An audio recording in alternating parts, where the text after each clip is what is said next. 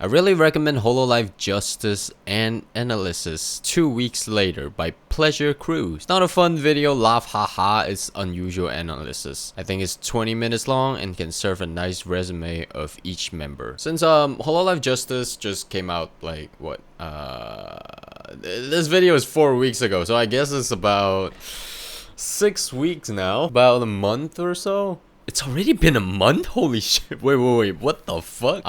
Time move fast when you're a piece of shit, I guess. So Hololive Justice and Analysis 2 weeks later. And this video is by Pleasure Crew. 300 subscribers. Show some love, guys. This video is better in light mode. No. Okay, so take your eyes straight to the next wait. Alright, this guy is funny.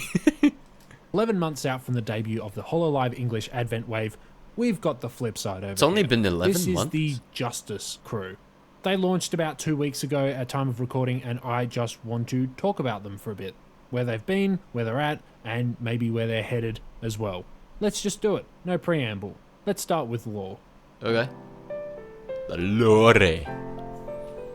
The lore. Yeah? So, Justice has a pretty simple pitch. Their predecessors Advent were a bunch of cosmic criminal escapees, and Justice seems to be the long arm of the law catching up with them so these dangerous fugitives can finally be brought to swift, prison, most likely. Tonally, they seem to be going for a direct flip of a wave like Holo X, instead of a supervillain team that would likely struggle to shoplift a Red Bull, let alone take over the world. Justice is a team of lawkeepers who are going to end up being friends with the people they're supposed to be capturing while engaging in equally dubious behaviour. It's the sort of wink-nudge self-awareness that Hololive have been doing for a while, and I can only speak for myself in saying that, I don't know, I still really enjoy it.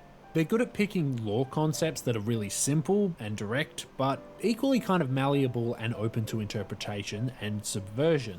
Justice has been a prime example on that front, with a lot of the marketing from the company presenting the morally upstanding lawkeepers concept with an ostensibly straight face, despite the fact that they know exactly what's going to happen. The trick here is that the law feels... This is way more information to swallow than actually look at the video. feels less like strict regimented roles that the higher-ups are enforcing, and more like expectations being set up like bowling pins, lined up for the girls to just completely smash over post-debut. You can pretty much tell that was the intention from material like the pre-release Incident Report comics by Keen Biscuit. They feature various escapades from the gang that took place while they were in Japan together, paired with incongruous titles like Clumsiness is Justice or Melon Soda is Justice. It's a pretty thick helping of sarcasm for sure, but also, like, it feels good-natured and silly rather than just being smug irony posting. Yes, these are all part of Hololive's bag of favourite tricks. They've pulled these ones out a good number of times and it plays into their identity as a brand, but until some of the competition either catch up or present an equally interesting alternative, I'm not about to complain. Their approach makes the waves feel like all the members fit together cohesively on the creative front without being overly micromanaged or boxed in. Of course, having good lore isn't strictly essential, but the lore of a generation, at least in my experience, can often be indicative of the level of thought and care being put into the production process overall. Not always. Also, like, it can give away. Hololive is getting... I'm not gonna say getting better. I'm just gonna say getting smarter in terms of, like, accepting people into the company. Like, all 4 of these, like Rora, Cecilia, Gigi, and Elizabeth, all 4 of them are quite confident with, like, their presentation and just pretty much really have their own personality. I don't know if it's an act, I don't know if they are this kind of person, they're just making a fictional character to complement this particular, like, person. If there's any, like, explanation going on already, feel free to comment down below. But what I'm saying is, I really feel like they did a really good job on executing, like, all of these people and how they make all of these individuals connect into one lore. More than you might think. Controversial opinion, potentially incoming, wee woo, but Look, that was why I was pretty positive on Niji Sanji's Denouth from earlier this year, whose lore demonstrates a lot more care, good humor, and self-awareness than a lot of people have given them credit for. Not perfect, you understand, but look, that's a whole other can of worms that I will have to painstakingly untangle at some other time, preferably after half a bottle of fucking scotch. Anyway, let's get on to the actual justice talents. Talents. Talente. I know I became Italian for some reason. Elizabeth Rose Bloodflame.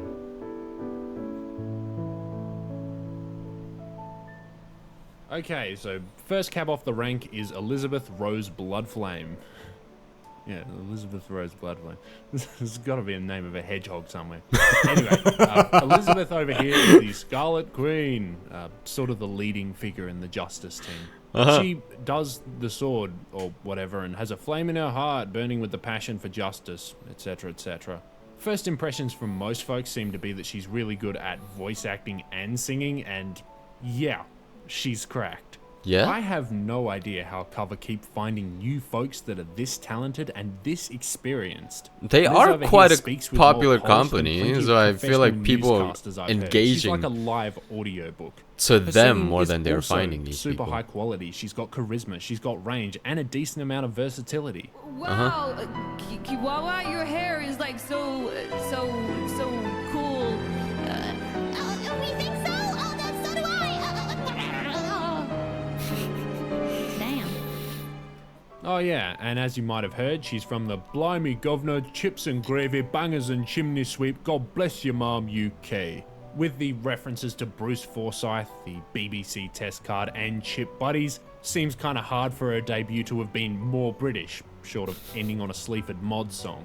Bro, don't get me started on the cheeky chicken. She was the first debut up and didn't go for anything too out of the ordinary. It was slides and songs, all traditional style. Yeah. But with the aforementioned vocal talents here, Lizzie could have read out random passages from the Magna Carta and still would have had the audience eating out of the palm of her hand. Although, just quietly, I think 3 songs might have been pushing it a little. 2 songs? Yeah, go for it. 3 songs? Yeah, perhaps getting a little too self-indulgent there, especially when you have to end on a hard cut for time reasons. Also, And I suppose while also I'm being all of the songs are quite nitpicky, long. Some of the covers during debut But, like, did all of them start are, to like, wander 4 into minutes that something? X Factor finale territory of just unnecessary over-singing. Mm-hmm. Only a skosh, you know, but still felt like it was worth a mention.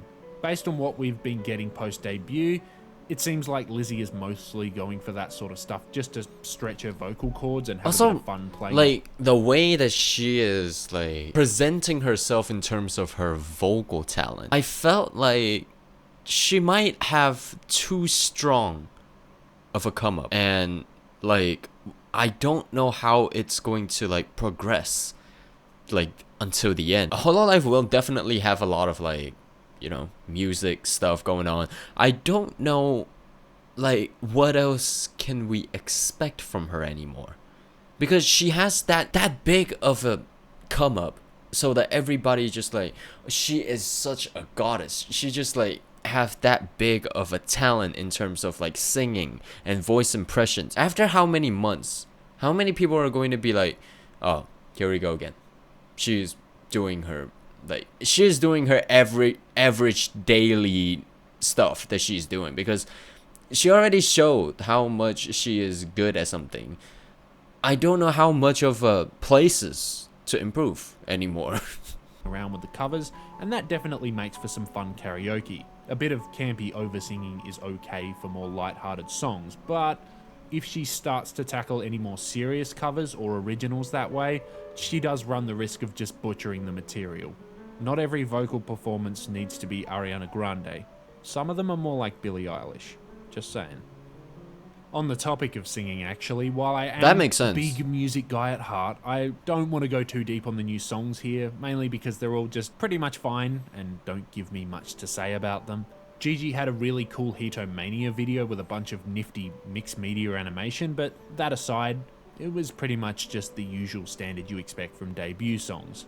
Like a dairy milk, mate. You enjoy it, but it's not spectacular. See, there you go, there's a British reference. There's a bit of Ramesh Ranganathan. I'm cultured, alright? I've seen some comparisons folks have been making between Ms. Bloodflame and one Multiverse Monarch, which in my view are just as accurate as they are complementary. If you like Amelie's very whiplash blend of charismatic vocal chameleon and bumbling scuff queen antics and somehow haven't had a run-in with Liz previously, definitely give her a go. She seems to be a fairly casual gamer, so do keep the expectations in check. She's perfectly pleasant on that front, but the focus is on more important things. Like the fact that she's British, she's funny, she's super charismatic, she's good at impressions, and her tits are literally on fire. What else do you need? Like, I feel like I'm trying to describe the appeal of ice cream right now. She's just bloody ass, mate, you know what I mean?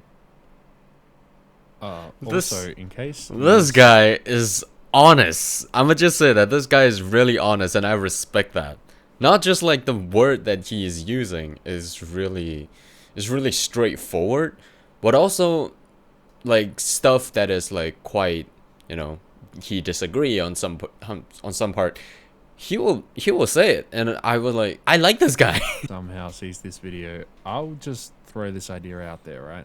Elizabeth Rose Blackadder, Hololive improv sketch comedy.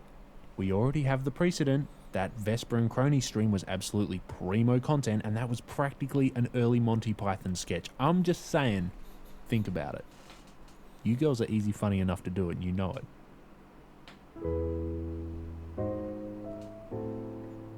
Gigi Marine, okay. Next up is Gigi. She's the chaser for justice, the runner who has to tail and potentially apprehend their targets. Based on the name and design, a gremlin-style character was not much of a surprise, but, well, pretty much everything else was. She kicked off the debut with a visually stunning and surprisingly esoteric lore video that set up a much more complicated character than I was initially expecting. If I understand I gotta the plot be honest, correctly, I watched Gigi's debut. I actually filmed it, but I didn't release it. I didn't post it. I want to say that, yeah, all of like the lore and all of the things that is going on in her debut, I was genuinely confused. I was like, I need more explanation, not context, because she is providing context. I need more explanation on what exactly is the context trying to tell us. pretty big if. Gigi is a lonely young girl who breaks something precious and then finds joy in not only fixing it, but giving it a new lick of paint and somewhat making it her own. That process of creation fills the hole in her heart, and so it becomes an obsession that quickly consumes her and threatens to tear her world apart until she is left shattered once again. This time, however, she is left to pick up the pieces with the help of friends, a second chance to fill the void in her heart and fix what's broken. This is not me getting too wanky, this is the simplest explanation I could give. Well, These thanks. archetypes and their goddamn metaphors about the things you love turning against you. Needless to say, it's a strikingly bold and incredibly dark backstory for a VTuber character, a gremlin character no less, who is generally expected to be just a lightweight mischief maker and comic relief. Like, really Her an debut was anime up going on second, right now. starting out with a quick rundown of the usual information before transitioning to a stream that was mostly focused on the interactive elements for chat. The first of these was a choose-your-own-adventure story about Gigi attempting to catch a criminal, with chat selecting the actions and a random dice roll deciding if the actions were successful, TTRPG style. I've seen a little bit of pushback on this concept, with some people calling it a gimmick, and I could not disagree more strongly. Gigi makes it pretty clear that whatever chat chooses will become part of the permanent lore of the character. Taking that into account, it's interesting to see the storytelling at play here. Each of the options is a little binary choice, in several cases between keeping Gigi on task, making sure she remembers things and pays attention, or her just failing to do that, either on purpose or by accident. Of course, it's a great platform for jokes and just messing around with audience expectations, but it's only when you really zoom out that you can realise what's going on under the hood here. This is, in essence, an ADHD simulation. The choices that Gigi has to make aren't about what items to use or whether she should attack an enemy or any other D&D tropes. The choices are chat trying to help her either stay focused and not get distracted, or just go for it and mess around. It was really creative, fun, and deceptively clever character building as well. I've not been able to get that overlap between the gremlin archetype and the common symptoms of ADHD out of my head. It's legit kind of a genius observation. Gigi also just ran the thing really smoothly. I don't know, I can't say enough nice things about this little segment. It was excellent.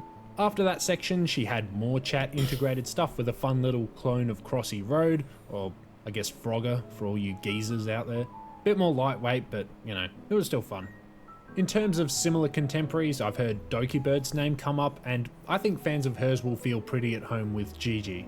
Vocal cadence is similar, of course, and both of them approach gameplay commentary with a comparable mix of pseudo-observational comedy and dry sarcasm. If only people did not drive in the middle of the road, okay? You have your own lane.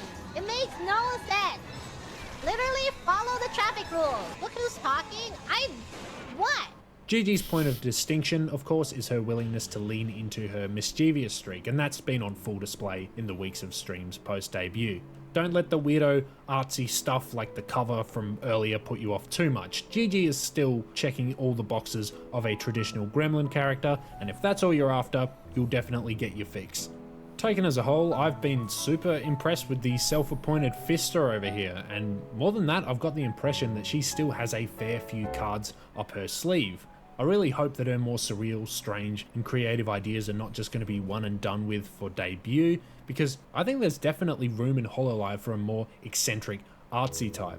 I even have a few more theories about some of the other nuances of this character, including an explanation of that jar, by the way, but I'm going to lay low with those until I get some more solid confirmation.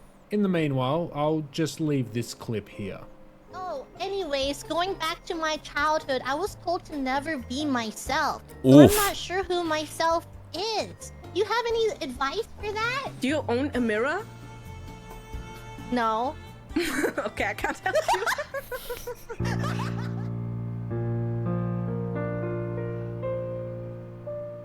Cecilia, am I agreeing? Sorry during the whole part where he was talking about Gigi. I was paying too much attention.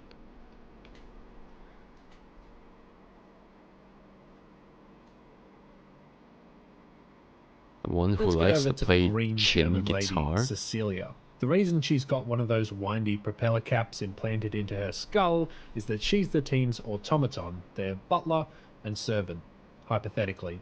In a world where she can actually be bothered to do anything useful around here, like make a goddamn cup of coffee, Cece, it's not that hard. Green Lady's debut was interesting. The first two girls were very on point and polished for the most part, whereas Cecilia felt a lot more loose and sort of freewheeling. There was a very unique contrast between the narrative aspect, or the scene changes, the small details, and how many moving parts the debut had, merged with Cecilia's delivery being kind of loose, scuffed, and seemingly improvised to make it all appear like she was just making everything up on the fly. I didn't fully get it at first, I'll admit. And then we got towards the end and everything just clicked. Clicked to the point that I could then look back over the other parts of the debut and notice a bunch of cool things I'd previously missed. Outline was pretty typical, with slides and songs and showing the model and a simple interactive section, but the presentation and details really mixed things up. Instead of singing a cover, we got a violin cover. She played the lore video about living for thousands of years yet feeling stuck in the same place and time at the end of the stream to cast a darker shadow over the messing around that happened before. She made chat like a physical block that seems to walk around with her through each of the obscure scene changes. That stuff was all pretty cool for sure, but I think the big appeal for Cecilia was her personality and the fun clash between her casual, slightly awkward, scatterbrained delivery and her skillful juggling of so many set pieces, jokes, and transitions without ever missing a beat. And she's even managed to pull out some of these more elaborate gags post-debut, like in her music stream, where she has a goof about playing copyrighted music that feels just complicated enough that she couldn't have just completely pulled it together on the spot, but equally doesn't feel like something she scripted ahead of time. No! No! No! Please, no! It was my idea! It was my idea! I came up with it! Guys, get up. And she's so nonchalant about it that the actual cleverness of what she's pulling off might skate right past you unless you take a second and go, hang on. How did she actually do that? Cecilia seems to have a very tight understanding. Oh, you started reading my mind a little bit here. I literally say that in the part where the video where I reacted to Cecilia's stuff and things, and that it's I hate you. Standing of the medium she's working in, honestly more so than a lot of mainstream livers I've seen. It really feels like her style would only really work as a VTuber specifically, and if you have an eye for those details, she's gonna be a new favourite. Green Lady also seems to be something of a futzer. Truly devastating news for anyone who likes Let's Plays with any degree of focus or professionalism, but a cause for celebration for all the old Germa fans who want to watch someone get horrendously off track playing dress-ups with random corpses in Skyrim. Lucky for me, I'm in the second camp, and I've found Cecilia to be legitimately just laugh out loud hilarious. To make comparisons to the field, honestly, I'm kind of coming up short. Closest I could say is a mixture between Kiara and some of Aya Amare's weirder material, but Cece is kind of a mother of her own style here. I can't think of anyone that does what she does in quite this way. I would also be remiss not to mention that her team-ups with Gigi so far have been absolutely amazing as well. Only just starting out and they're already as thick as thieves, bantering like they've been doing this forever and complementing each other's energy. You can really tell they're going to be a killer duo. Top marks again for Miss Emma Green. In the time I've been making this video, I think I might have actually come around to calling her debut stream one of the best Hololive debuts ever.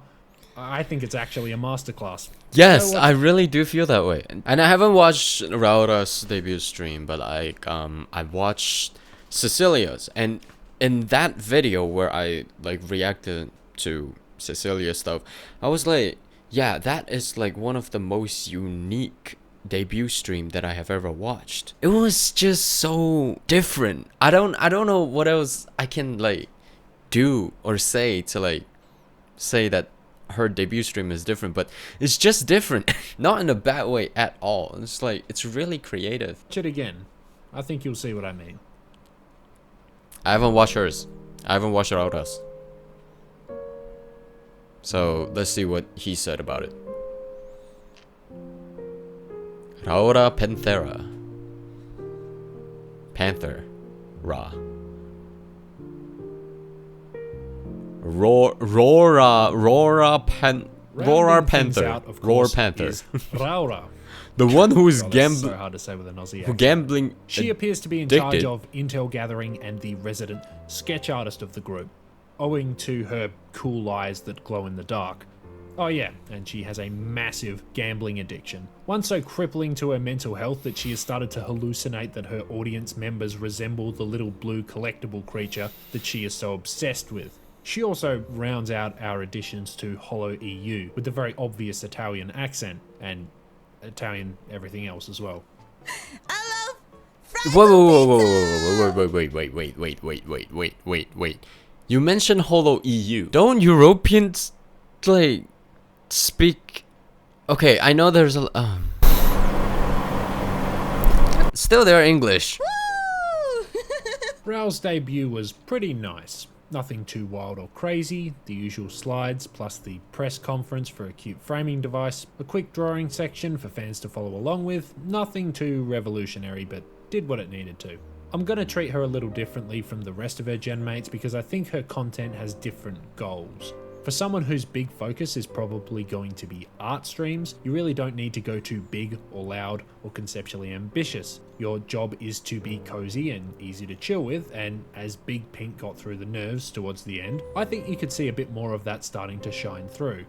There was a bit of a stumble in that it seemed like she ran out of material towards the end of her debut, as she got through the main content a bit too quick, made those last few minutes feel a little bit awkward for me, but I could totally see some people really enjoying that it was a moment where she was able to just go off script and have a direct personal yap with chat for a bit.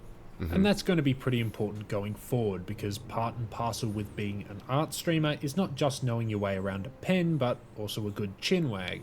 If the audience is going to be spending 4 hours watching you draw, you better have at least a few things to say during that time to keep their ears occupied. And like I said earlier, there is a bit of a premium on these types of streamers being kind of cozy and chill, which means you have a slight tightrope walk in terms of being easygoing and relaxing while also being interesting enough that people don't just completely switch off. It's not quite rocket surgery, but there is a bit of a trick to it. It requires a Pretty much a specific lot kind of things you can charisma. just take reference from Ina. It's like you can just take reference and study them. And as we get into her solo streams, I think I can say that Rao definitely hits the mark.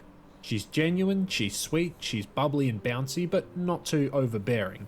She also has a pretty distinct vocal tone, a little scratchy, but also very earnest and homely. I mean, the fact that she was getting the mama treatment within the first week is practically game set match in that respect. That's a chat that's so comfy they're practically slouched in the beanbag with a cup of hot cocoa. Any fans of Toa, and of course the late great Sunna, should be taking note. I think there's a lot of crossover here that you're really going to get behind. Gotta be honest, I don't know a lot of people that actually do like strictly But now drawing all streams. of that's out the way, what's the conclusion? Well, Justice are pretty cool. Big shock. If you like what Hololive do on any level, you'll probably like at least one of these girls, if not all of them. In part, this wave felt to me a little more consolidating than Advent. With folks like the twins and Shiori particularly, Advent felt like it was trying to expand into new territory and take a swing at different formats and styles, whereas Justice feels a little more safe and familiar. A bit of a double down on what they know the fans already like. Maybe there's a degree of disappointment in that, but let's. But I would say that in terms of the talent's personality and like the format they were using, Holo Justice is really a breath of fresh air. But in terms of lore, yeah, I would say that Justice is a little bit more safe. I'm just saying, like, in general, when I look at Holo Justice, I'm not the type of person to actually read the lore. I'm not the type of person to like, oh, I want to read like what is this person's or what is this group's like backstory. I'm not that type of person, even when it comes to VTuber. But when I look at the creativity that they present themselves in their own streams and the project they made, Holo Justice is on another level of greatness. Discount Justice from shaking things up just yet.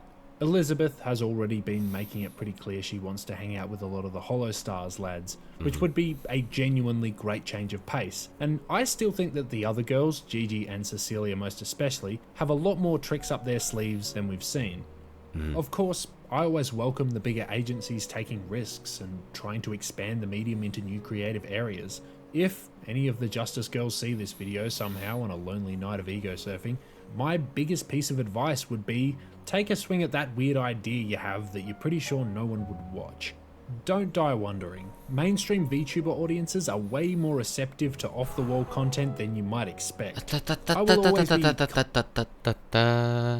That was a little bit big to say because a lot of people in my comment section also said that, oh, if you don't really like enjoy doing these VTubers content anymore, you can always try new stuff. Real fans will always like support you in every single way. How many real fans do I have to keep maintaining my 2,000 subscribers? You get what I'm saying?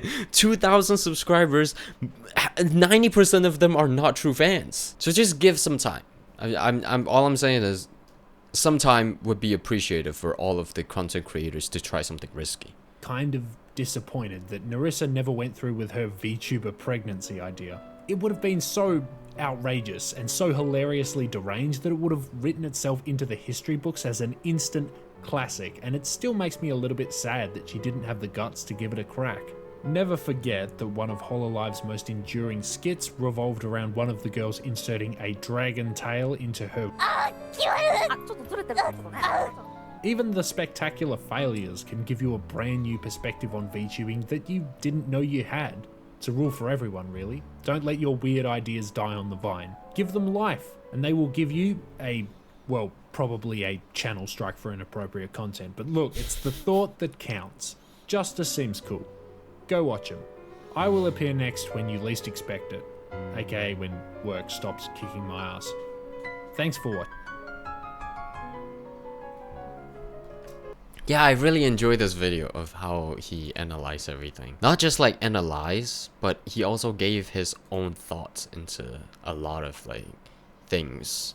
A lot of like some really subjective stuff, like this idea was good or not. That was really subjective, right? And how like the Elizabeth stuff, like she maybe sing a little bit too much. Also, there's a lot of people that enjoys that kind of content as well. But the way that he like give out his own thought, it doesn't come out offensive in any way. I feel like the words that he chose is really smart.